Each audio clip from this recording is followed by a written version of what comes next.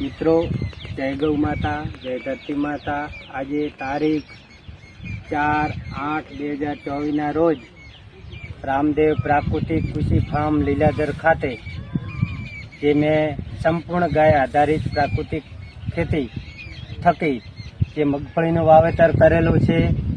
જે મગફળી ખૂબ સારી છે અને આપ જોઈ રહ્યા છો કે આ મારી જે મગફળી છે સંપૂર્ણ 2016થી હું આ ખેતરની અંદર પ્રાકૃતિક ખેતી કરું છું, સંપૂર્ણ ગાય આધારિત ખેતી કરું છું। તો પણ મારે પણ બનાસકાંઠાના દરેક ભાઈઓને, ખેડૂતોને વિનંતી છે કે હવે આવનારું ભવિષ્ય આપણે પ્રાકૃતિક ખેતીનું છે, આપણે એના ઉપર ભાર મૂકીએ અને પ્રાકૃતિક ખેતી કરીએ અને આપણા બનાસકાંઠાની અંદર જે કેન્સર, ડાયાબિટીસ, એટક જેવા ભયંકર રોગો અત્યારે જે ઘર કરી ગયા છે એમને આપણે પ્રાકૃતિક થકી સારો ખોરાક મેળવી અને એમને દૂર કરીએ।